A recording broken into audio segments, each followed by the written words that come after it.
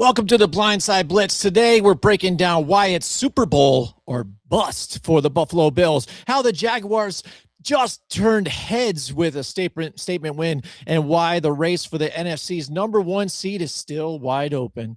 We'll also tackle the chaos of the NFC South and debate who's ready to take control. Plus, former NFL scout Blake Beddingfield joins us with an insider's perspective you won't want to miss. Let's fire it up.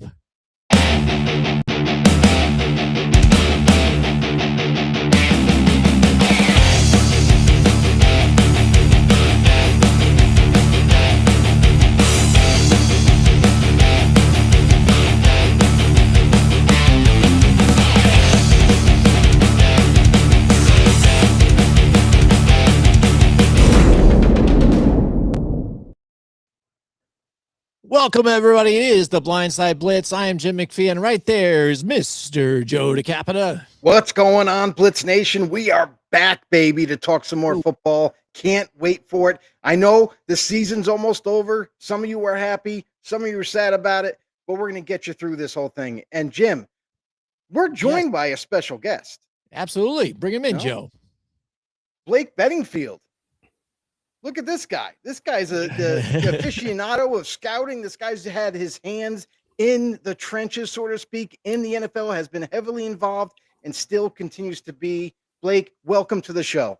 Hey, it's great to be here, guys, on the eve of Christmas. It's yes. What better to talk about than football? Merry Clinchmas, everybody.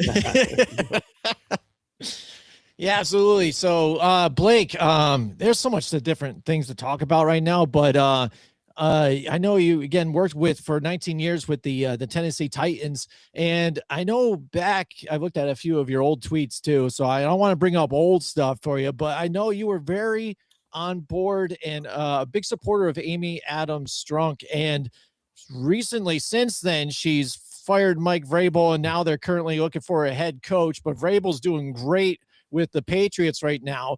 How do you feel about ownership with this team and where the Titans are headed right now? Too many changes. It's hard to build stability in the NFL if you're constantly having turnover, whether it's the front office or coaching staff, it doesn't matter. What you end up having is, and what ends up suffering are some of the young, talented players. They end up suffering because schemes change, personnel changes, the way coaches want to do things. Unfortunately, Cam Ward, the #1 pick in the draft last year, is going to have a coaching change going into year 2. It's a quarterback killer in most markets. We drafted Marcus Mariota when I was with the Titans, and the one thing I wrote in my summary of the report was, do not change systems. And what did we do? Change systems very next year. So you cannot do that kind of stuff. Most players or most quarterbacks that fail and are considered bust, are usually organizational issues that they are causing the bust factor of the quarterback. And it's the upheaval, it's the changing, it's personnel. So it's a lot of it. So right now, the ownership has been poor. When Amy Adams came in, I was with the Titans. She took over actually there was a transition for her father, Bud Adams. Son-in-law Tommy Smith took over at the time for a short period, and then Amy Adams. You had a lot of changes in a short amount of time. And when I was there when she first started, I thought it was an ideal spot to come in as a general manager or coach because she was in Texas and you could run the organization yourself. But she's jumped in the fray and kind of can't decide really what she wants to do in a lot of situations in terms of stability with the front office and the coaching staff. Seems like she's leaning toward one every year and ends up firing the other. And that's not a winning proposition for an organization. No, it's not. And we talk about changes. Don't change the scheme for these new players. But we see it all the time, every single season at the end of the year. We're approaching that now. And Black Monday is about to be, here, and still people are debating on who and what head coaches may be relieved of their duties. In your opinion, what's a couple of guys that you may be even hearing, or maybe in your own opinion, think are going to lose their jobs when it's all said and done? When you look at the Cleveland Browns and Kevin Stefanski, who's actually done a really good job in the past, this year was not, and it was a lot of his doing. changing quarterbacks, the drafting, the front office drafting two young quarterbacks back to back was a setup for failure right off the bat. It's going to split the locker room. It's going to split the fan base, and maybe even have ownership having to pick a side with that. It's unfortunate for the two young quarterbacks as well. I'll say that. And Stefanski has had to manage that and really didn't do a great job of it. And down the stretch, they've really struggled. Despite having the best player in the NFL in Myles Garrett, they cannot figure out the offensive side of the ball. Even though there are a few young pieces that you like, the team's just not there. And they may go into next year looking for another quarterback, maybe a coach as well. And eventually the GM, Andrew Berry, is going to have to answer for these decisions as well. It's not just the head. When you build a team, when you construct a roster, you put one on the field that has to have a cohesive group together. And they seem to have put pieces in place, players in place, but not a team, not a roster that's been constructed to actually win. So that's one. The Arizona Cardinals had a nice roster, quarterback position. I'm not a Kyler Murray guy. I think he's a dynamic athlete, a terrific college football player, terrific baseball player, but not a NFL quarterback that's going to have the stability. You didn't see the progression in him like you want to see an athlete that's coming in and playing that position. You didn't see the progression year to year of staying in the pocket, making throws, which he has the talent to do, but it has to be up top. It has to be the want-to factor. Baker Mayfield's a great example of that. Baker Mayfield was a floater in the pocket in Cleveland. He was someone that escaped too early, wanted to throw off his back foot all the time because he could do that in college. He didn't do that. He went to a number of different places, finally figured it out, and has had that reemergence in Tampa Bay where he's become a really good NFL quarterback. Was he worthy of the first pick in the draft? Maybe not, but he's become a really good winning type quarterback because he made the progression finally. So those are two examples, I think, where you're going to see some changes. The Arizona Cardinals have a talented roster. There are some pieces in place, just not under center, and that's where they've got to really find that. Right. And you talk about, we've talked about the quarterbacks or the head coaches, don't change schemes and everything. How is that going to involve now? We talk about the running backs in this league and how some of them, to name a couple, we'll just say Ashton Genty, Derrick Henry, have been taking a lot of grief lately this season. How come you're not running the same way you were before? Or for Genty's case, you're supposed to be one of the best backs to come out in 10 years, but we're not seeing it on the football field all the time.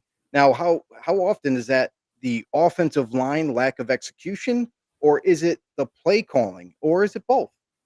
I think in Genty's case, you've got a really poor offense. You don't have a very good offensive line. Quarterback's kind of at the end of his career. You didn't have the players on the outside at the receiver position, outside of maybe Brock Bowers, who could be called a receiver, a big flex, tight end. That really was dynamic enough to take the pressure off the line of scrimmage and the running back. When Derrick was first came into the league, I was with the Titans when we drafted him, and when Derrick first came into the league, there was we had DeMarco Murray that made the transition to Derrick. The team was just building at that time, and he didn't have immediate success. You saw flashes of it, but the team had to go out and get an established quarterback in Ryan Tannehill, had to go out and get some other personnel to take some of that pressure off Derrick Henry, build the offensive line up a little bit. And once that happened, Derrick became that dynamic player that he was at Alabama in high school and his whole career, in a Hall of Fame career he's had in the NFL. Genty's going to need that personnel around him. Brock Bowers is a great piece. What else are they going to do? You can't just go fix the defense. You got to go build around this nice running back you have. I know a lot of people say running backs are a dime a dozen. They're really not. Most teams that have success have a good running back, or they're looking for one.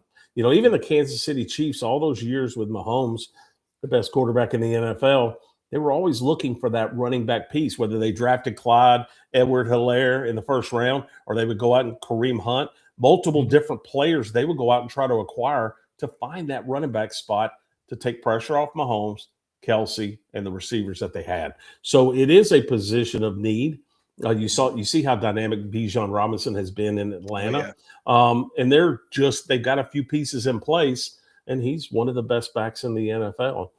It's what he's turned into. So, I think the running back position, Derek and Genty, Derek's in a position with another running quarterback, and that's kind of a tough spot for him. You see the big plays he'll have at times, but they can also defenses can also take that away. If Lamar doesn't have his running game, that offense is a totally different offense. If he doesn't have the threat of being able to escape in the pocket and move and get downfield, it's a totally different offense. When he has his legs underneath him, he's tough, and that whole offense is tough. Agreed. Now I gotta shift gears a little bit here, and I gotta talk about some of these teams. I mean, we've been baffled this season. The NFL season's been up and down. It's been a roller coaster of emotions for a lot of players, a lot of fans, even. And now we're at the part where, are we really starting to figure these teams out? So, in your opinion, Blake, what's one team that exceeded expectations, and what's a team that didn't reach them? I think you mentioned that team in the intro for me. Jacksonville Jaguars exceeded my expectations because they fixed Trevor Lawrence. Trevor had the ability to be a top 10 quarterback in the NFL, no question about it, coming out of Clemson. But he was broken. And why was he broken? Very similar to what we went through. Multiple coaches, multiple schemes, not the right situation for Trevor Lawrence. Even as dynamic of an athlete he is and as much success as he had in his entire career, it wasn't set up for success when he first came in the league. He had a lot of bumps and bruises, but they found somebody to fix him. And they fixed some of the personnel around him. And he's now showing it. And that team has taken off a lot because of him. The running game has been good. The offensive line has been solid.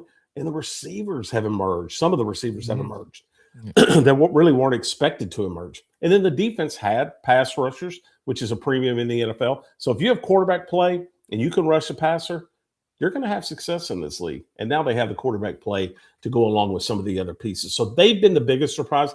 The Detroit Lions are one of the most talented teams in the NFL. They are flat out. I mean, there's not many levels on any level on their team that's not good. And they just haven't had the success that I thought they would have. Love the coach. Love a lot of the pieces that they have. Big fan of Brad Holmes, the GM. He's put a lot of good players there. I really don't have a reason for it. They have a quarterback that's won the Super Bowl before. They have pieces in place. They just haven't won like I thought they would. I thought they would be in the Super Bowl or at least pushing for it. And now they may be on the outside looking in.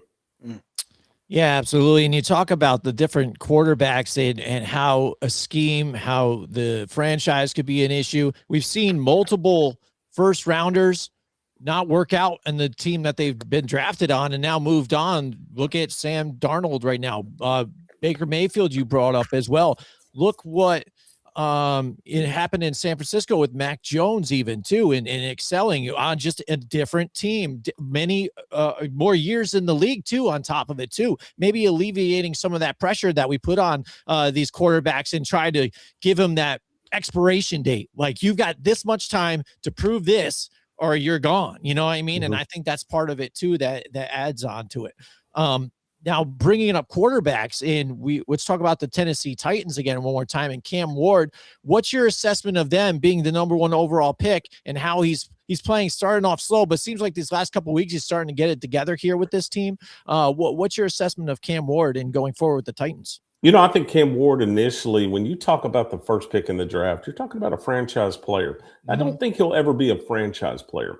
So that means he needs players around him to have success. The Titans have one of the worst group of personnel in the NFL. They just really don't have enough. Calvin Ridley, who was supposed to be the top receiver, been injured most of the year or very inconsistent. They've had some young guys step up, which has been nice, along with Cam. Cam's a player that shows in flashes. What I like to say, he looks good in flashes, but not consistent through the game. He has some accuracy issues, definitely placing the ball placement issues. Downfield, the vertical game has been a problem, and you see defenses challenging him to throw the ball downfield. So they're taking everything short and intermediate away from him and forcing him to throw downfield. The running game had an issue along with the offensive line early on, and it's emerged. And as the running game has gotten better with Tony Pollard, who's a veteran running back and a solid player, Cam Ward's game has picked up. It's taken a little bit of that pressure off of him, and along with some of the rookies that have emerged, like Chimere DK out of Florida, the 4th-round pick. So, that has helped. But Ward is going to be one of those players. He's always been the underdog, whether he was a 0-star that didn't have the one offer to Incarnate Word and went to Incarnate Word. Nobody really liked him, goes to Washington State. Nobody really knew him, goes to Miami. He emerged. He got to be the number 1 pick in the draft. He went from being the sleeper, the underdog, to the big dog. And he had to kind of figure out how to live in that world where he's never lived before. And some people that come in like Derrick Henry, who's the leading rusher in high school history, goes to Alabama, wins the Heisman Trophy. You've always been the big dog. Cam Ward's never done that. And not that he can't handle it. He just had to learn, and he had to learn in the NFL with a team that just didn't have a lot of very good personnel around him on the offense or defensive side of the ball. They've got a big task ahead of them, putting players around him, and they've got to do it now. You can't go into year 2 with a rookie quarterback and hope that he becomes the franchise, because I don't think he's that talent. You've got to put people around him so he can be a kind of a facilitator, a winning type quarterback. And that's okay. You can win with quarterbacks like him. You just have to have players around him. Yeah, no, you talk about quarterbacks, and you've talked about, Kevin Stefanski now, where his seat might be hot. We've seen different things that he's had Baker Mayfield in the house, and look what he's doing somewhere else. They drafted 2 quarterbacks in this past draft. Dylan Gabriel now, who is benched for Shedeur Sanders, and people would even question why take 2 quarterbacks, or even why is Shedeur even, the emergency quarterback, and now he's finally getting a spot and seems like he's looking pretty good here right now. What's your assessment to that, and what's your take on taking 2 different quarterbacks, and why do you think Shedeur was put back so far? Do you think it was like a disciplinary thing, or like a character thing they were trying to change, or they just really didn't evaluate him that high? I think that, I know that a lot of the pundits had Shedeur very high, and he has some arm talent. He does. He's got some instinctive ability to play the game, but he's got a lot of fundamental flaws as well. He's really late on throws. He floats in the pocket. He doesn't have the arm to float and get out of it. You remember when Michael Vick used to throw the ball, he'd spin it with his wrist, and the ball would just come out. I don't care where he was, flat-footed, falling backwards, standing on one leg. It got out of his hand. Shedeur doesn't have that arm ability, but he has an instinctive ability to see the field, and that's a good quality. Now, is he going to make that change in the second year? That's a big deal for him. Can he be a player that uses that instinctive quality that he has, that innate trait that he has, an intangible quality, to go along with, I would say, a lot of average level skills, average arm strength, sometimes average accuracy, the inability to kind of see underneath coverage. At times he doesn't see that very well. But, I think there's some tools there that you like, where Dylan Gabriel's more of an accurate quarterback, short to intermediate guy, get the ball out of his hand, kind of fits that style where, you like to see him have players that can run after the catch. Yeah. What do they have in Cleveland? They don't. I mean, they don't have the talent. They keep, the rookie tight end's been solid. Fanning, and Njoku's just, he's kind of who he is now. Jerry Judy's been around how long and how many different places. It's just not there for him. Quishon Junkins looked good until he got injured this past week. But, there were some pieces there. But Gabriel's just going to be a solid facilitator of the ball. And he's going to make good decisions. He's not going to have a lot of turnovers where, right now Shedeur is kind of turning the ball over way too much and putting the ball up. But he's trying to make plays. That's his That's his ability. He wants to make plays. This has been a big year for Shedeur. He's never not been in a situation where his dad hasn't been the coach and kind of had his back. He's got NFL guys that are looking at him, expecting him to make plays. Dad's not there anymore. So it's a tough transition for a young man. But, they have 2 pieces. Are those the guys that are going to win these Super Bowls? I'd say year one's not saying yeah. But, they really want to go in and draft a 3rd quarterback to go along with those two young guys, that's a tough situation. You're going to have to dump one of them if that's the case. You're just not going to be able to keep all three. But that's another. I would think Stefanski's probably. I would think he probably didn't want two quarterbacks. But that's a tough situation to be in. He's probably wanting out, I would think. I look on his face sometimes on the sidelines. I'm thinking he wants out of there, and he'll get another job. If he's fired, he'll get another job. No question. Absolutely. And talk about tough decisions. I know a lot of people have even talked to me and asked me and my opinion on this, but Colin Cowherd came on his show and was like, hey, the Giants, if they're smart, they should, trade Jackson Dart and draft, Mendoza. So you're in the GM cap here. What's your take on that? And do you think that's even a possibility, or would you even consider that with how you just, got, the quarterback? So why would you make a move so quick? And what's really the value there? Two totally different guys. Jackson Dart's a better athlete than Mendoza. Mendoza's going to be a pocket guy. Do you have the pocket, for him to be there? Do you have the offensive line, the running game? Do you have those kind of guys that can really make Fernando successful? Jackson, he's plays a lot like he did at Ole Miss. He'll show flashes. He'll show some arm talent, some athletic ability. But when it comes down to it, he's making a lot of mistakes. And a lot of mistakes is he's holding the ball and he's taking a lot of hits. You were not going to survive in the NFL taking hits. We had a quarterback that took a lot of hits like Jake Locker. And Jake Locker took a ton of hits. Yep. And when he got hurt, he never really got hurt lightly. It was a rotator cuff. It was a hip subluxation. It was major stuff, broken bones. Well, that's what Jackson's going to have if he doesn't protect himself. The toughness, he wants to be tough. I get it. But you know what? The team wants you on the field. And there's some arm talent there, but he's got to show the ability to be consistent. Consistent quarterbacks win in the NFL, not just as crazy as Brett Favre was with the ball at times, he was really a consistent player. He made some crazy throws, but he had the arm to do it. But he was a really consistent player for his 18, 19 years in the league. So, everybody called him a gunslinger, but he was really accurate guy. So you have to be both. If you're going to be a gunslinger, you got to be accurate. Yeah, absolutely. But to answer your question, you can't give up on one guy. But if you're going to do it, this is the time to do it. You're going to get a new head coach, a new offensive system. You've got to have the offensive system that fits Fernando Mendoza, if that's your guy. If that's your guy, you got to have the offensive system to do it. And then try to get another draft choice for Dart, which you probably can.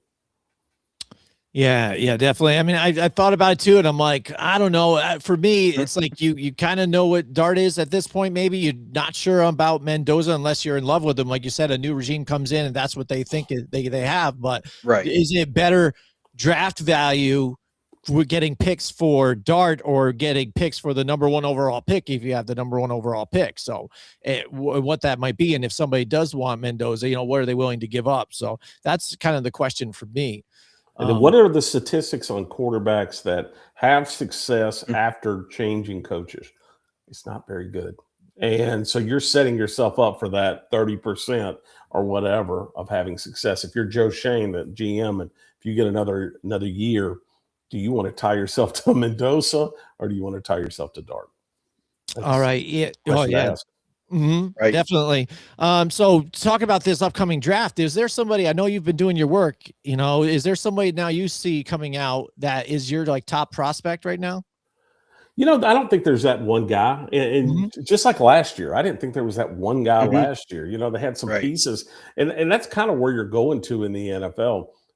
With college football now, with the NIL, some kids are staying. Why not stay? Yeah. Make another $2-3 million, whatever it is, instead of going to the league, because eventually, the league will be there when you run out of eligibility, unless you're, Diego Pavia, where you're in year 9 or 10 or whatever he's in. But you get those opportunities to make money. So you're seeing that lull of draft choices and prospects come out, because used to they hit year 3, redshirt sophomore, true junior, they're gone.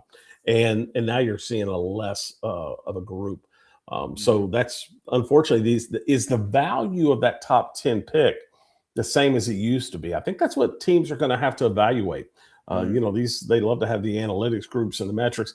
That's going to come out in the next 3 or 4 years. Is that value of that top 10 pick worth it? And the reason I say that is, if it's an elite player, sure. Right. But how many elite players are in this draft? I would say as many as last draft, where you had the Abdul Carter and Travis Hunter, and you had a couple of players here and there. But are you better off getting a 11th, 12th, 13th pick? And the reason I say that is because when the 5th-year option comes up, it's less money to pay that 5th year on the 11th, 12th, 13th pick than it is a top 10 pick. We ran into that when I was with the Titans, and we drafted Jack Conklin, number 9 overall. Well, you had to pay him top 10 money as a tackle, and we had already had Taylor Lewan, the left tackle, making big money. The GM at the time decided it wasn't worth it, and he didn't give the 5th-year option. So you took a guy in the 9th pick overall and only got 4 years out of him. The value's really not there. So, you have to think about those type things as a GM, and I think that the research is being done on is that worth having a top 10 pick. Yeah, absolutely. Right. We're talking to Blake Beddingfield, former scout with the Titans. He's got contacts all around the NFL right now. He's talking to all kinds of people and also scouting around the clock. You have had the talent and even the chance to draft so many great players right here with the Titans and in your career, seeing, Javon Curse the Freak. I mean, Chris Johnson. I mean, I can just name what you said, Taylor Lewan. I mean, Derrick Henry. Is there somebody that you guys were scouting, but it was like the one that got away for you guys? Oh man, there's no doubt about it. So when there's always the one that got away. The one you made a mistake on, we kind of forget. Yeah. The one that got away in the second round. God, what was this? 2013? I could be way off. 2006 maybe. That's right. We don't fact check. It's all good. I remember every draft choice. Heck, I can remember the height, weight, speed, all that kind of stuff. I can't remember my phone number half the time, but we were going to draft in the second round. We actually had Devin Hester on the phone. Ooh. And our scout, the way we did it with the Titans, the scout in that area would go get once the GM made the decision, hey, we're going to draft Devin Hester, you go get him on the phone, talk to him for a second, then the head coach comes in, the GM, and they start talking to him. Right. We've never had a situation where we got a player on the phone and not taking the player. But so we had the 10 minutes in the second round, and he said, hey, go get Devin Hester on the phone. And so we did, or the area scout did. And he had him on the phone. He's telling him he's a Tennessee Titan, and that was what's going to happen. And there was communication in the draft room between the GM, the head coach, and the offensive coordinator at that time. The offensive coordinator was a newly hired guy from USC, and the head coach was a former USC Trojan. And they convinced the GM, who was not a USC guy, actually played at UCLA, but to take Lindell White. And so the GM relented, took Lindell White. And he actually told me, he said, Blake, go tell the scout to get off the phone because we're not taking Devin. Devin's now a Hall of Famer, and Lindell's not. So no way. That's how you make mistakes sometimes. That's crazy. Go with your board. If I could tell any GM, I always do. Every GM that gets a new job, I always text and I say, do it your way. Go with your board, go with your scouts. Don't listen to the noise. Don't listen to ownership. You go and do what you want to do. Because otherwise, you start listening to all these other people, you're going to get fired. Right. And you're going to have regrets of why you got fired. So don't do that. Go listen to your board. Wow. So absolutely. Man, you definitely hear the stories now. I mean, and we see now with social media and everything else, people are actually getting pranked. Hey, you're getting drafted by this team, and it's a thing. But actually be on the phone, and you're like, hey, man, you're a Titan, and all of a sudden they're like, what? Hold on. Oh wait, hold on. We got to go on. That's just mind blowing. Oh man, Blake Beddingfield, absolutely. Do you have a website? I know you were doing Beddingfield Sports. I mean, do you have a website anybody can go to? I really don't. I kind of have that website. I think it's still floating around, but I actually I really don't have a website I pump. But I work a lot in the NFL still as a consultant, and I work with a lot of agents and. Have my own company not my own company, but a company that I work for called X3 Performance. where we bring in college athletes and we have them trained for the combine. We have 3 locations, one in Nashville, one in Fort Myers, Florida, and one in Orlando. And we'll end up having about 125 college players, and we'll train them for the combine basically, and Nice. have a really lot of success with that. It's kind of a newer company in the last 6-7 years, and I had a lot of success. And last year had 27 draft choices. Actually, Chimere DK was one of them who's Nice. going to the Pro Bowl, so that's a good thing. Right. And Yeah. he was one of the X3 guys, and had a lot of fun with it. I enjoy it. I do a lot of the interview training with the players, and because they're going to get interviewed by the teams. Yeah. And, I love it. I love being around it. I love being around the guys, and it's a lot of fun. So I do a lot of that, and a lot of college evaluations. Like I said, I probably evaluated 450 guys already leading up to this draft, and got probably about 100 more to go. So That's awesome. it's fun though. It's football. Oh, absolutely. We love it. We love the insight. And Joe, let me tell you, as we're having these conversations, I love this guy, right? And we know our guy, Roderick David. Roderick David interned under you too. That's crazy. Roderick was one of my interns. He was really good, and he actually went on right after that to the Falcons. The guy I worked for, Rustin Webster, was my boss, the general manager. And when he was let go, he got hired by the Falcons, and I think he kind of recommended Roderick to the. I'm saying this. I don't even know. Yeah. Roderick didn't tell me this, and Rustin didn't tell me this. It just kind of all happened at the same time. And then Roderick had a nice career with the Falcons and doing good things. Awesome. I know on podcasts and different things like that. Hey, but Joe, I got my brain going. I'm like, we do actually a live show during the NFL draft, and we've had Roderick on as our inside guy like twice so far as one of them. But Joe, Blake and Roderick maybe on the same panel with us. We Joe, gotta- I mean, We got to add him to the roster. right? We got to add him to the roster. We That's got to simple. get that going. We got to get William on it. So, Blake, we've definitely appreciate you being on with us, and hope to see you again in the future. As the postseason's rolling on, get you on again before the season ends, and hopefully, we're talking draft pretty soon. Hey, it's always draft time around my house. So Always. everybody talks about Christmas. That's my Christmas right there. Yeah. Awesome, that's it. Absolutely. Hey, and one more thing. How do you think Alabama's chances are here in the playoff? You know I'm in Alabama alone, and my daughter's actually a senior at Alabama, so she's cheering for him because she wants to go to the national championship. So if any Alabama football people are listening, we need tickets. But anyway, so I don't know. It's I'm not quite sure that the but I think it's kind of wide open. I really like Ohio State's talent. Ryan Day is one of the coaches that has the NIL transfer portal figured out. If you look at it, two of his best players, the quarterback came from Alabama. The safety came from Alabama. Why not go get great players? Yeah. Don't mess around with some of these other players. Go get the elite players. He didn't mess around in free agency, going and getting somebody's backup that he was hoping to develop. He went and got established players to go along with the Jeremiah Smiths and the great players that he already has, right, that he's doing recruiting. He's the one guy that's got it figured out right now, and that's why they have continued success. They never miss that quarterback. Last year was Will Howard. They just keep that position stocked. Why not? Even look, they had Quinn Ewers for a while, and he was a backup sitting there collecting an NIL check. Why not have the talent? So, I think they're going to be tough to beat. I love the Indiana story. I'm a big Kurt, Signetti guy. I love him, and love what they're doing there. Fernando Mendoza coming from Cal. Again, why not go get a successful quarterback? I watched Fernando. I know we were about to run, but I watched Fernando a year ago beat Auburn when he was at Cal almost single-handedly. And Indiana was probably watching that film too, because they saw a quarterback that not only a big guy with the athletic ability, but can put a team on his back and win ball games. And with the head coach that they have there and the talent that they've gotten around him, it's really been solid. So I love college football. It's fun, and I'm a big Alabama guy. Obviously, grew up in the state of Alabama, went to school there, and cheering for the Tide. But we'll see. It's awesome. Yeah, they got a lot of injuries. So. All right. Well, hey, it was a pleasure talking to you, and like we said, hope to see you in the future, buddy. My pleasure. Thanks for having me on. Blake. You bet. Hey, no problem. Take care.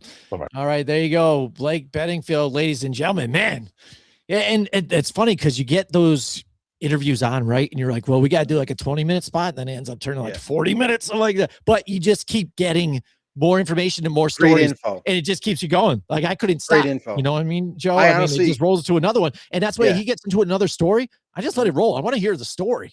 Right. And he was telling us even, off air before we got on about other guys that are still out there here scouting and stuff like that have been in the game and still are and active, the stories that are all there. And that's what you get from Blake and also the insight that he has right here. And that's what I mean when we're talking about Roderick. I want to see just the different opinions that they have on different guys here on the same panel, Joe. Yeah, and it's different too, because even though they have different opinions with some players or even scouting, like they might actually be closer than we think in terms of a player, how they read a player, what their projection is going to be. So we gotta have both of them, Roderick and Blake, both on the panel draft day. Even if it's, maybe when we first start, have them both on at the same time so we can bounce different ideas off each other. And then, we'll see how we'll figure it out after that. But I gotta say, like, I could have talked to that guy for 6 straight hours. Yeah. Like, just to dive into his mind of the things that he's seen, the decisions that he's made as a scout, and what he sees for the upcoming draft. It's going to be very exciting. Guys, the audience out there, Blitz Nation, make sure you tune in when these guys come on our show, because they are invaluable. The knowledge that these guys have, the information that they have, we want you to drop right in the comments right away. When we are live, guys, it's an open forum, really. Ask a question. We'll ask these guys that have been there, done that, and are still involved, by the way, in the NFL with college athletes. You know what I mean? They might be hearing things that we still didn't ask them, and maybe we'll ask them when it comes time for draft time. But I got to say, awesome interview. Great to have him on as a guest, and can't wait to have him on again. Oh, all right. Breathe of fresh air now. The reset, Joe. It is it's coming on to the playoff time, so let's get right into it. Now we got to talk ball after that, right? I mean, that's what I'm saying. It's crazy. Well, that's what we've been talking about. Here we go. Is it Super Bowl or bust for the Bills, Joe? They have an impressive win again. Now, looking forward, you don't have the Chiefs. It looks like you might not have the Ravens. I don't know. Yeah, they're out of it. With the with everything here now, what is it Super Bowl or bust for the Bills? I think it's almost at the point where Sean McDermott is going to lose his job regardless.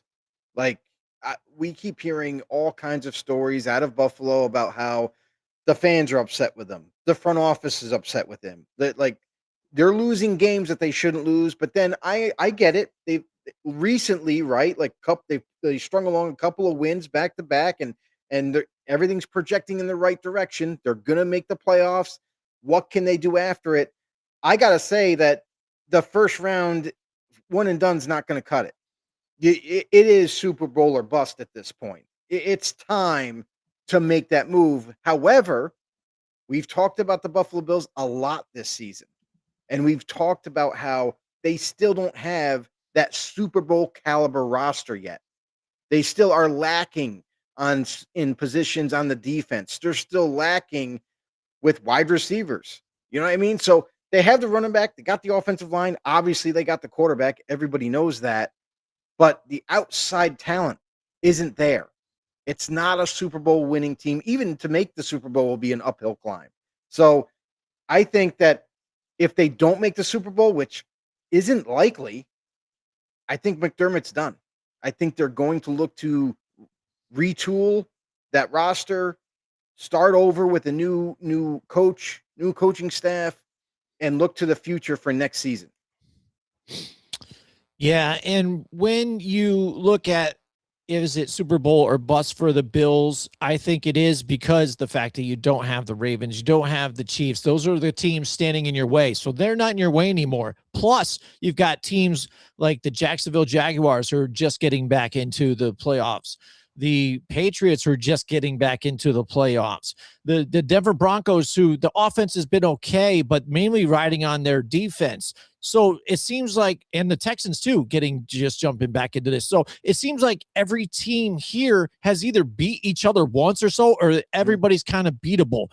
And for that team to go in and have all these different expectations, I understand that your defense is like 31st in the NFL in EPA per rush here against the run. That is their sieve here. The defense is bad against the run. And Josh Allen has to do everything he can, put the Superman cape on to win. But lately he has done that. He's taken them on his shoulders and do that. And you can't put off the fact that James Cook, the way he's running too, on top of it, a top rusher in the league, and he is the effective part of these offense. It's these two guys, Cook and Josh Allen, that got to get it going. I feel like they have any chance as much as anybody to win. It's any given Sunday. And Buffalo ranks 4th in the NFL in points with 8.9 per game, and 7th in passing touchdowns too, as of week 17, which are fastly approaching right now. I think they will be tested in the next couple of weeks. They've got the Philadelphia Eagles and the Patriots again. So they need to have some strong wins and finish here, especially competing for that AFC championship, or the AFC East championship. But they have a better chance than anybody right now. And with the field the way it is, they have a good shot to do it. So there's an interesting stat that I found, and it's kind of comical when you really think about it. But Sean McDermott, when he wears his glasses on the sidelines, I got to tell you, when he wears his glasses on the sideline, the Buffalo Bills are 3-3. When he doesn't wear his glasses and he's on the sideline, they're 7-1. Call it coincidence, call it whatever you want. But all I know is this man should stop wearing damn glasses for the playoffs. Oh, nice. All I know too is, before we move on from this, is that if the Bills do not make the Super Bowl or they get bounced, this cannot be a knock on Josh Allen and his legacy, whatever you want to call it. Oh, no. You can't say that this is something against Josh Allen and it's his fault, because narratives are going to be painted like they've done with Lamar Jackson. They've done with quarterbacks from all to the test of time, right? Yeah. He, as we talked about, has been doing it all on his own. He doesn't play defense. He doesn't, he runs the ball and things like that. But he's not doing everything. It takes a team to win. He just happens to be their captain and their best player right now. But he cannot take the fall for this. And they should not hold this against Josh Allen if it is not a Super Bowl. Like you said, I agree. Then it would have to fall down to coaching. And I would even say at this point, look at the GM and Brandon Beane, even for some of the talent that he hasn't been able to bring in to help Josh Allen to an extent. Yeah, exactly. And that's the other thing too, is like, I know everybody, as far as Bills fans, point to Josh Allen like that's Superman. Well, I think he's more like Batman, because he does have a sidekick, Robin, who AKA is James Cook. And that's really what's kind of helping this offense consistently score points. Between Josh Allen and James Cook, those are the two players that you got to slow down at least, or stop. Find a way to. Because if you can do that, the Bills are in trouble when that happens. And we've seen it. Obviously, Josh Allen is the guy that has the ball in his hands all the time, so he can either run or throw the football. We get that. But James Cook is another really, really good player for the Buffalo Bills to not be overlooked. All right, next up, are the Jaguars the team to beat in the AFC, with them winning 6 consecutive games, playing good defense, Trevor Lawrence playing some safe, competitive football too on top of it, and not making big mistakes? I heard Blake talk about it a little bit. Joe, are the Jaguars the team to beat in the AFC? I think there's a couple of teams in the AFC that are really rolling right now, that have a lot of momentum going as they get closer and closer to the playoffs. Jaguars are one. I still think the Texans are. I mean, you might look at this past week's game against the Raiders and say, well, the Raiders gave them a hard time, and yeah, but they still came away with the win, not convincingly, like I thought. I thought they were going to steamroll them, but again, every dog has its day, right? So, I think the Jaguars are one of those teams that they are building such crazy momentum right now. They have uncanny belief in themselves. Honestly, when you look at this team from top to bottom, I'll say this: before the season started, I did not give the Jaguars a shot to make the playoffs. But with Liam Cohen taking the head coaching duties and really almost kind of reteaching Trevor Lawrence what to do, what not to do, and with his play calling has been almost impeccable. It's been perfect for this Jaguars team. So Liam Cohen tag teaming with Trevor Lawrence, this team is on an ascension like no other. And we already knew about how good the Jaguars defense was. We knew that this offense had to somehow, some way catch up to it, and it has this season. So as much of a naysayer I was in the beginning of the season, I'm starting to come around to it because Trevor Lawrence continues to surprise me and this Jaguars team. Liam Cohen has done a great job, a phenomenal job. And honestly, he's definitely got to be in consideration for head coach of the year. Absolutely. I think he should. When you look at a team that, again, was at the bottom of the league and now they're making a playoff run, the odds of them making the Super Bowl from the beginning of the season to now dramatically improved. Plus 9,000 to win the Super Bowl. Now it's 1,600.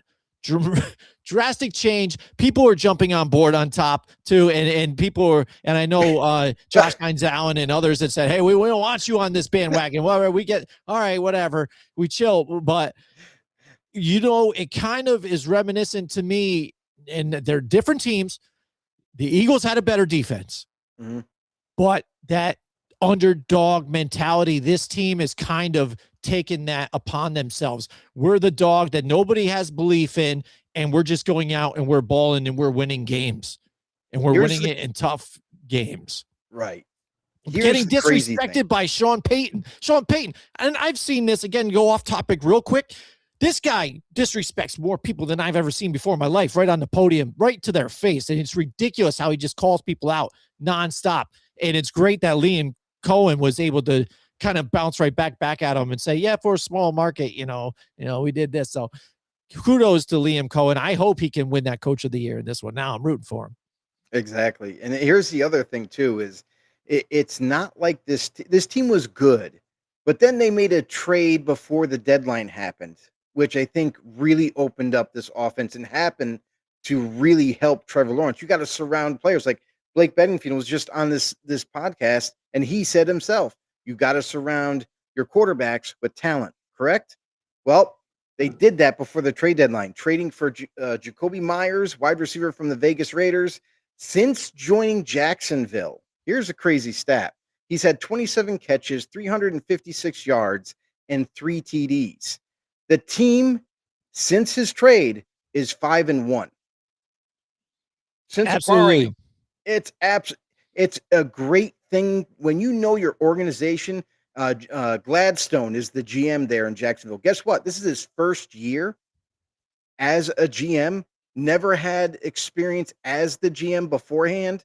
And this dude has completely turned the hopes of the fans, has turned this organization around by, you even think about the draft, trading all the way up to get Travis Hunter, adding him to the squad. Now, before the trade deadline, in his rookie year as a GM, trading for Jacoby Myers, adding more talent to this team that was already good, but making it even better and ready for a playoff run. Yeah, this team has taken the underdog mentality, and they're that team that people are rooting for. They're that Detroit Lions of old, of the last couple of seasons. They're the Detroit Lions, of this year, for sure. Yes. Trevor Lawrence, he threw for 12 touchdowns and 2 rushing touchdowns with 0 interceptions in his last 4 games, averaging high passer ratings in key wins. Travis Etienne, not only in the run game, but now multiple receiving touchdowns and big wins, showing versatility in the passing game. The offense extended a franchise record by scoring 25-plus points in 8 straight games, and also the efficiency on top of it. Scored touchdowns on 8 of 9 possessions in one game, with Lawrence running one in. So the offense ticking up to complement that defense. They're America's darling right now. And so I think they have a shot. They could be the kind of the team to beat, to an extent that they're the team that people are kind of on board with and kind of secretly hoping for, in a sense, I would say. Yeah. Like we talked about with the Detroit Lions. All right. Next, who will win the number 1 seed in the NFC? Because now, after the Seahawks beat the Rams in OT and getting that another 2-point conversion, and I know the one was controversial, but now getting the 2-point conversion to stick here. By the way, I don't know what the hell that linebacker was doing. And now the 49ers also winning. It's now the Seahawks and the 49ers at the top spot, and the Rams kind of looking at this to get more involved, but it's within a few, this last 2 weeks, that number 1 spot still in flux. That's the crazy thing to it. And one of the teams that are also in the hunt for is the Chicago Bears. I never, ever before the season would have said Bears not only are going to make the playoffs, but they're going to be considered for the number 1 best team in the NFC. So this race, we already alluded to the chaos that is the NFL lately, but the race for the NFC and the number 1 seed is it's gonna blow your mind. Like I honestly, I don't know how to even try to figure this out, because we all know how some of these teams kind of play down to their competition at times, and then all of a sudden they blow another team out that they maybe shouldn't have. So Seattle, right there, the Niners are still in the running. Like, this is going to be something to watch for as we get to these close-knit games. I can't wait to see it. I mean, the Niners, remember the Niners in middle of the season? They barely had a starting roster. Yes. You know, they were missing Nick Bosa. They were missing several players, like Fred Warner from the middle linebacker. And then you look at the offense and how Brock Purdy went down. Mac Jones had to step up. Juwan Jennings wasn't in the lineup. Ricky Parasol wasn't in the lineup. Christian McCaffrey had a threat of an injury. You know what I mean? So, and then George Kittle missed some time. So it's like, this team has really been put through the ringer. But now at this point in the season, it's uncanny. This team is not only playoff bound, but also contesting for the number 1 seed. Yeah, definitely, Joe. And it is. And like I said, a lot of it comes down to this NFC West division, with a couple others floating through. So we've talked about this division early on in the season and how tough it, and how there could be 3 teams coming out of this division. And here we are. And the fact that the Seattle Seahawks have come out as kind of that top dog right now, what they've done gives kudos to what the head coach, and we talk about, head coaches of the year, Mike McDonald's up there for 1, too, and how this Seattle Seahawks team has stepped up under Sam Darnold and this defense. So these last couple of weeks are going to get pretty hairy here. I know they've got, they got to play each other. A couple, teams are going to play each other again. So, I mean, it's going to break down to the end. Who do you kind of see in this one? If you want to kind of give an early prediction on this one, who do you think really comes out of this one? Now, the smoke is cleared. We've got the Seahawks and the 49ers right here in the driver's spot. Right. Who do you got coming out of this one? I mean, honestly, I love the momentum that the 49ers have built up. The Seahawks, here's the problem with the Seahawks. Now, they overcame the Rams, right, to give them pole position at the moment. But what the Niners have done and kind of clawed their way back through injuries, through everything, and now they're a much healthier team right now. And they've already had that built-up momentum, where the Seahawks have kind of been up and down. I honestly never expected the Seahawks to beat the Rams. I thought the Rams were still going to win, and I was proven wrong. But because of that inconsistency, if you want to call it, all my chips are pushed to the middle of the table on the Niners at this point. The momentum is there. The team is much healthier than it's ever been this season. And even with the whole distraction that was Brandon Ayuk, the whole season long was kind of a little bit of the talk of the town. Is he coming back? Is he not coming back? Well, they said, forget it. We're done. But we're moving on from that. We're not going to think about it. No more questions anymore about Brandon Ayuk. We're moving forward with the team we got. So you get rid of that. Now it's balls to the wall. It's Mhm. we're going full steam ahead. We're plowing through. If we win, if the Niners win their last 2 games, somewhere along the way, someone else is going to trip up. I think the Seahawks might lose one more game before we get to the end of the season, and the Rams, they're already playing from behind. So let's Mhm. just say, like, how long is Devontae Adams out? I don't think that's the reason why they lost to Seattle, but it does hurt a little bit. So, uh, for the Rams and how they've been playing this year, yes, they've been dominant for most of the season. But again, they're very similar to Seattle, where they kind of let some games go. They just let it get away. And I think with all the steam that the 49ers have built up to this point, I think I'm going to pick them to end up being the number 1 seed, which, again, you asked me this before the season Yeah. started. I'm like, no way the Niners are Yeah. making it. Yeah. Yeah. And looking at the schedule for, moving forward for them all, for me, I would say that the Rams are going to bounce back. They have the easiest one, facing just the Falcons and the Cardinals, even though right now under Kirk Cousins, it looks like the Falcons have kind of bounced back a little bit here. But to me, looking at the remaining between these 3 teams, they've got the easier route to get there. But that doesn't bode well for them into the playoffs, I believe. I say they've And got this easy schedule at the end. Mhm. They could potentially take that spot, get the bye week, and then come into the playoffs lethargic. Meanwhile, you have the Seattle Seahawks, who have the Carolina Panthers, which isn't an easy out because it's No. even going to be in Carolina, and you know how Yep. they play there. And then the 49ers week 18, where all the chips maybe come down on this one. So that's going to be tough there.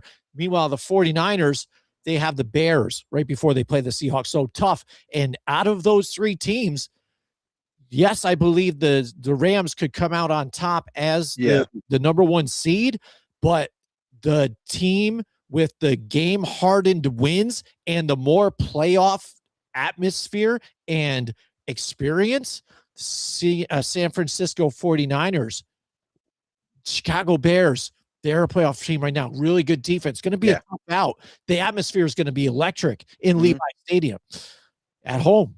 And then another home game against the Seattle Seahawks. It's going to be electric. Seahawks are a tough playoff team. Good defense, too, on top of For it. sure. You come out of them unscathed, your team can feel like you're unbeatable, and you're going into this playoff with so much momentum. And if you're not even getting that bye week, you might be a little tired, might be a little banged up, but right now, the momentum, the atmosphere, the head coach who's been there multiple times, George Kittle, Brock Purdy, they've all been there. So that will take hold. And I think the San Francisco 49ers on the NFC side of the playoffs is a really dangerous team. And here's the other variables that we have no idea what the coaching staffs are planning. Because how many of them are going to be like, all right, well, yeah, we want to fight through to get the first seed, but at what cost? Because we've seen guys get injured last week that, they left the field, didn't return. What's the evaluation on them for going forward into the playoffs? Do they want to continue playing their high-end starters too? I get the number 1 seed is right there within grasp, but you don't want to lose a critical starter right before the Mhm. playoff run, right before you're one of the favorites. Like, honestly, you look at the Bears, you look at Seattle, Niners, Rams. Right now, they're considered the favorites of the NFC to make the Super Bowl at least. Mhm. And you don't want to lose a critical piece, is all I'm saying. So, at what point is maybe saying, maybe we don't go for maybe the last week of the season we're going to rest Matt Stafford, or maybe the last week of the season, for Seattle we're going to rest um uh Raheed Shaheed and Jackson Smith and Jibba, like, just to make sure Yeah. we're going to Yeah, have yeah, them. So yeah. we don't know what the game plans are going to be when it gets down to it. Are they going to still leave those guys in and risk? I understand it's for the number 1 seed. You get home advantage throughout the playoffs, but at what cost could you possibly be giving it up for? Yep, absolutely, Joe. And finally, who will come out on top in the NFC South? The Buccaneers drop another one against a division rival and a playoff team right now. And now the team who leads in that division, the Carolina Panthers, playing strong at home in a tough one, in a nail biter again, where the Bucks, they're almost like the Chiefs, but have a better record, right? But games where they won the close ones last year, they're not winning this year. And Baker Mayfield, running around like a chicken with his head cut off again, trying to do everything. We get it, but the chips aren't falling in his, side, this year. No, and that's the thing is it's not and I'll say this, it's not the offense. It's not. I watched that Buccaneers, Panthers game, and I got to tell you, I alluded to it before it even got here. I said, Todd Bowles, his defense, right? Like he's had years to add talent to this defense and then also call the defense. And I'm sorry, that defense is lacking. I don't think it's lacking in talent. I just think it's lacking direction. I think it's lacking, creativeness, like doing different types of. Now, Todd Bowles does do creative blitzes here and there, but something is just not right with that team. I don't know if it's Todd Bowles himself and the way he's coaching this defense, the way he's calling the plays, but I got to be honest, he's leaving guys wide open in the passing game. For some strange reason, whatever he's drawn up isn't matching. And honestly, that's where the Buccaneers are kind of lacking. They can score points with the best of them. We've seen it. We've seen this offense. When it's really hitting on all cylinders, Baker Mayfield and this team can put up some points. But it seems like they're always having to do that just to not only stay in games, but even have to come from behind and win games. Now, I'm sorry, but if you love football and you watch it, there's only one finger it can go to at this point. It's Todd Bowles and his defense and the lack of productivity for that defense. They have been absolutely horrendous trying to stop opposing offenses. And that is where they're lacking. You look at the Panthers. Jesus, talk about a late birthing team in this season. I mean, this team was downright awful in the beginning of the year. And then middle of the year, they were kind of hit or miss. And now as we get towards the end of the year, Bryce Young is playing better. This offense is starting to click. The protection up front is even better. The receivers, like you have the young receivers, you got Xavier Legette, you got Tedero McMillan, who's the rookie this year, both playing better. And then the defense is excelling. And that is a young defense. You look at Mike Edwards on one side and JC Horn on the other. Good luck. Go ahead. Try to throw the ball because they've had numerous interceptions the past couple of weeks and terrorizing quarterbacks. So they are a team that's late ascending. The Buccaneers are declining in terms of their defense, not holding up at the point. And honestly, it's a coin flip between these two. It really is when it all comes down to it. Right. And it really is. And it's funny is because now with that Buccaneers team, there's that doubt in your head where teams where you thought they had a chance to win. I thought they were going to bounce back and win against, the Saints. I thought they were going to win against, Atlanta. I thought they're going to maybe win this one, but I also picked the Panthers because I'm like, hey, at home, they're better. They're going to win in this one. And they did. But now they have the Dolphins coming and then the Panthers again. So it will potentially come down to that last game again, the showdown, winner takes all. Who do you believe in by that point? It will be in Tampa Bay, though. So I would think I would side there. And I think Tampa Bay's chances of winning 2 straight out of here, especially they're playing the Dolphins. Meanwhile, the Panthers have the Seattle Seahawks they have to face. Yes. And then the Buccaneers. It's going to be a tight one, like you said, but I can't believe any of these teams. These two are just so back and forth. I don't know who's going to come out of this one unscathed, but I do know, like you said, Todd Bowles, I think his seat is getting hotter by the moment. And when it's all said and done, you talked about Black Monday, his name could be there. Oh, yeah. Probably should be there to the fact that poor run defense, inconsistent pressure, and lack of tackling, stuff that's pretty much easy lack stuff of coverage. to coach. lack of coverage, everything.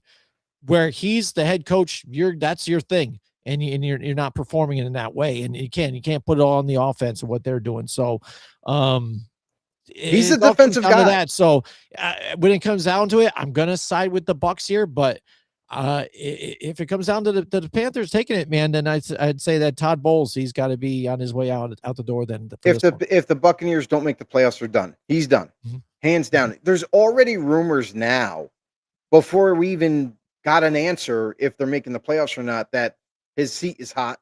He might not return.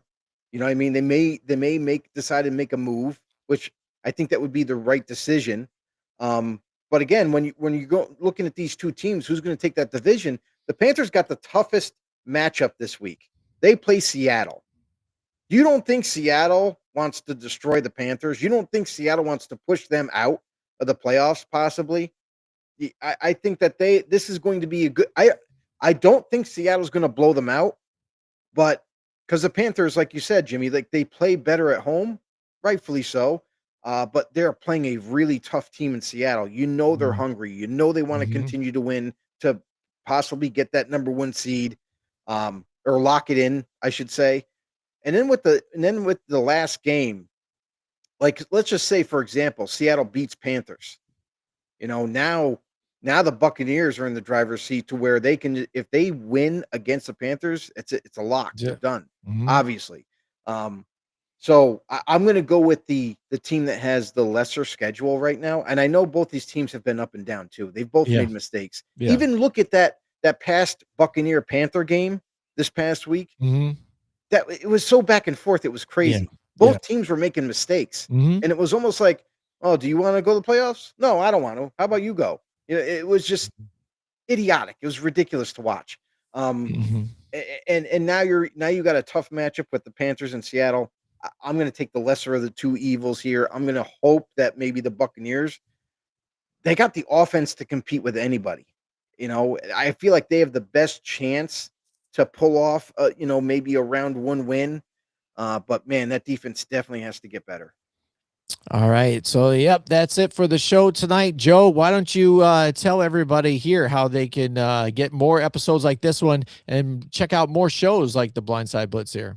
Very easily, head over to Grumblings Media for us, hit that subscribe button, and don't forget to hit the thumbs up button there while you're there. It does go a long way. It helps us, get more noticed by other people out there. And definitely, we got a comment down there? We got a comment out here. I want to give a shout out to a disciple of him out there. Right. May the best team win. Yeah, may the best team win without the zebra screwing it up. That is a fact. Right. Yeah. But that is tough though.